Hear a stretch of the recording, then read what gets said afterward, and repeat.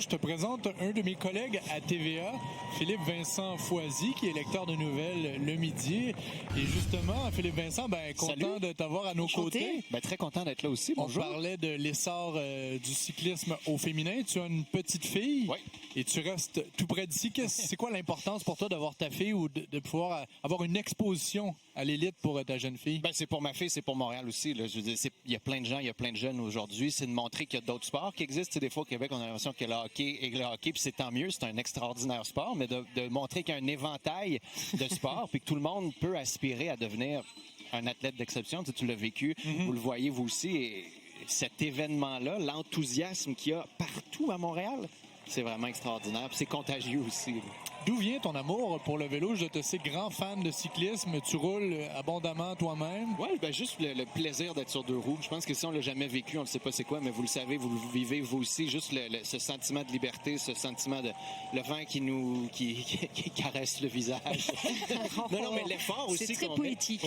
Mais il y a quelque chose de poétique dans le vélo aussi. Mais l'effort qu'on fait, le plaisir de descendre après, la camaraderie de rouler avec des amis, avec la famille, je veux dire, et ces compétitions-là sont extraordinaires. De les regarder, d'avoir l'élite. Puis je l'ai vécu tantôt, petite confession, Charles-Antoine, parce qu'on se connaît. Ouais. J'ai eu une grosse émotion de voir Pogacar, de voir Wout, de voir Julien Alaphilippe, de voir les vedettes qu'on regarde pour vrai ici, en personne, puis d'être comme presque capable de les toucher là, juste de l'autre côté des barrières. C'est vraiment impressionnant. Sur les mêmes routes que tu franchis toi-même avec ton vélo. Ouais. Toutes les fins de semaine, je viens rouler ici, puis là, ils sont dans mes routes. Là. Non, ils empruntent les routes. Ouais, voilà. Ça roule plus vite ici ou... C'est impressionnant quand même la vitesse.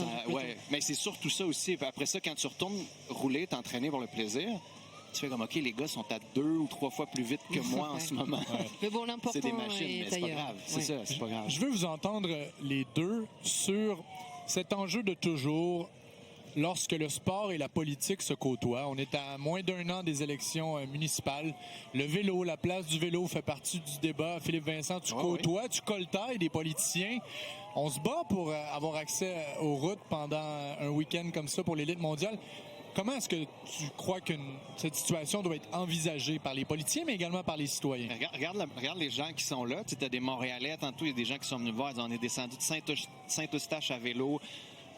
Ça crée un engouement. Je comprends que c'est compliqué. C'est comme le marathon, c'est des routes qui vont être fermées. Il y a ça pour l'événement comme tel. Après ça, c'est une carte de visite extraordinaire pour Montréal. On voyait les images tantôt de l'hélicoptère dans le Vieux-Port. Dites-vous, c'est retransmis en France, c'est retransmis dans les pays européens qui regardent ça. C'est la seule course UCI en Amérique du Nord où on est capable de montrer les deux plus belles villes du Canada. Là, désolé pour les gens de Vancouver. Mais c'est extraordinaire ce qu'on est capable de montrer au niveau tourisme. Et après, c'est d'encourager le monde à faire du sport. Là. Ce sera un 5e... Mais il faut les entretenir, les routes. Oui, ça, c'est toujours un enjeu. Marion, tu es directrice du Tour de France Femmes.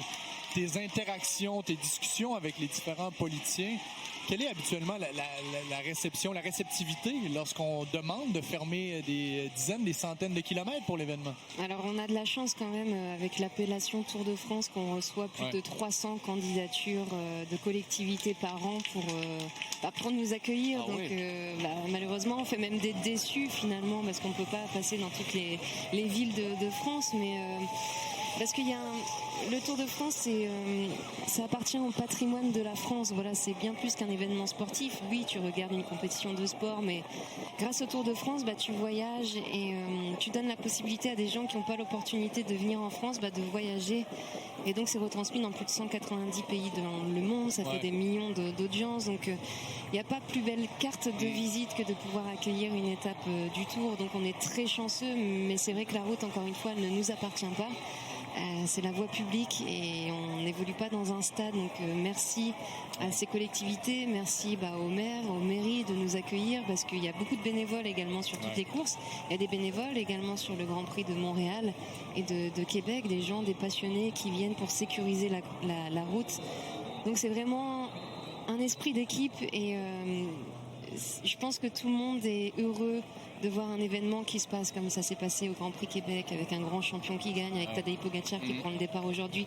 C'est la meilleure récompense et puis des gens, le nombre de sourires qu'on voit, tout le monde tout le monde est heureux d'être ici au Grand Prix Montréal. Alors que J'étais dans la montagne là-bas, voilà. il y a du monde, c'est fou. Là. Ouais. Alors que voilà, on est quand même dans une période où c'est très compliqué. Voilà, il y a plein de choses qui se passent qui sont très difficiles. La vie est difficile actuellement. C'est vrai. Et si on peut offrir l'opportunité à des gens de venir sur un spectacle, encore une fois, qui est gratuit, eh bien, faisons-le. Et ça fonctionne en licence. Hein? Les Grands Prix cyclistes ont 3 licences, on en utilise 2. Une pour Québec, une Montréal. Avoir une licence, c'est une chose. La conserver, c'est primordial. Donc ça, c'est vraiment quelque chose. C'est quand même une réussite du gouvernement et du comité organisateur de pouvoir tenir ces épreuves pour une 14e édition. Prochaine destination sur le circuit Philippe Vincent, tu vas aller regarder ça de quel endroit? Ben là, je reviens de là où ils sont. C'est pas mal, là, c'est un beau spot. C'est vraiment beau. Ils vont tourner, ils vont monter, on les voit plus lentement, donc on a le temps de les reconnaître.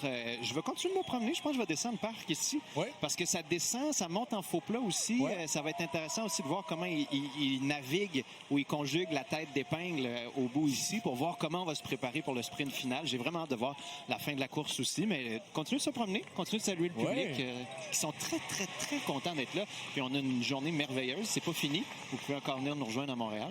Mais merci d'être passé nous voir. On te retrouve demain midi sur les ondes de TVA, LCN. Mario, Toujours un merci plaisir. beaucoup d'être ici. Au plaisir. Au plaisir.